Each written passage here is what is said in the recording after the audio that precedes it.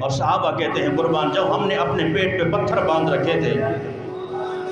بھوک کی وجہ سے پتھر باندھ رکھے تھے، ایک صحابی آگے بڑھتے ہیں، یا رسول اللہ صلی اللہ تعالیٰ علیہ وسلم، یوں قمیض اٹھائی نا، قمیض اٹھائی، یا رسول اللہ میں نے بھوک کی وجہ سے پتھر باندھ رکھا ہے۔ خدا کی قسم صحابہ کی آنکھیں بھیگ جاتی ہیں جب حضور صلی اللہ تعالیٰ علیہ وسلم نے اپنا کرتا مبارک اٹھایا تو حضور صلی اللہ تعالیٰ علیہ وسلم کے شکم اطہر پر 2 پتھر بندھے ہوئے تھے۔ کہاں ہے وہ آج پیر اور وہ مولوی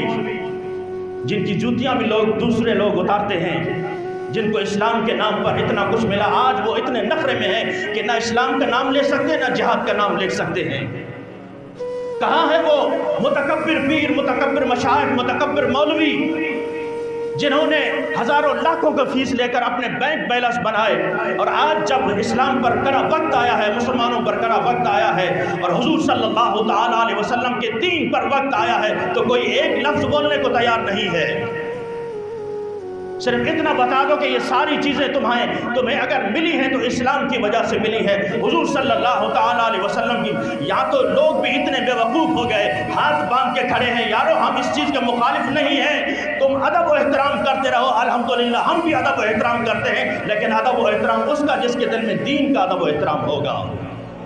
جو دین کو تہس نہس کرتا پھرے، حضور کی سنت کو بگاڑتا پھرے اور حضور صلی اللہ تعالیٰ علیہ وسلم کے دین کے خلاف باتیں کرتا رہے، بس تم ہاتھ باندھ کے ہندوؤں کی طرح کھڑے رہو اور پھر ان کا استقبال کرتے رہو، ہمیں نہ ایسا پیر چاہیے نہ ایسا مولوی چاہیے۔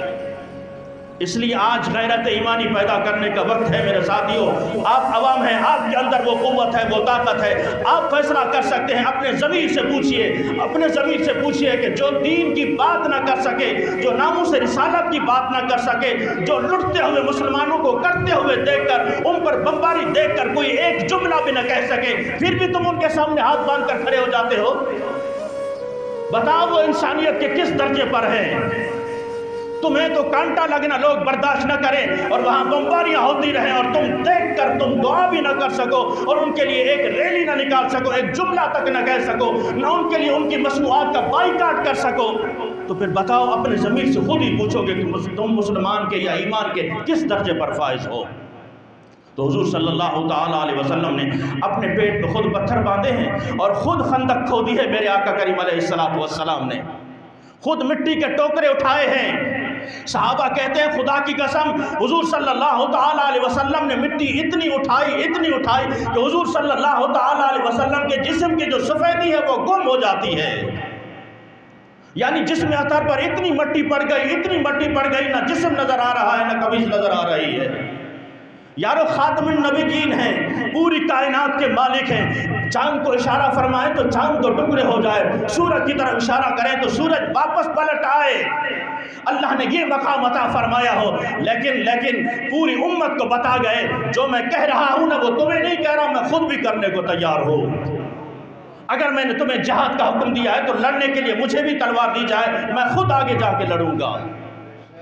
اس لیے میرے ساتھیوں آج ضرورت اس امر کی ہے کہ اپنے ضمیر سے خود پوچھنا ہوگا کہ ہم نے کن کو اپنا رہبر بنایا ہے، کن کو اپنا بڑا بنایا ہے۔ وہ بڑے ہمیں تو کھڈے میں پھینکنا چاہتے ہیں، وہ تو کہیں ہمیں ایسے گڑھے میں پھینکنا چاہتے ہیں جہاں وہ خود گرے جا رہے ہیں اور تمہیں بھی گرائیں گے جا کے۔ اس لیے میرے ساتھیوں قبر میں ہر ایک سے علیحدہ سوال ہوگا کہ بتا میرے دین کا تم نے کیا کیا، میرے دین کا کیا کیا تم نے۔ تو عزیزان محترم صحابہ کرام نے فرمایا کہ حضور صلی اللہ تعالیٰ علیہ وسلم نے 2 پتھر اپنے جسم اطہر پر بندھے ہوئے دکھائے۔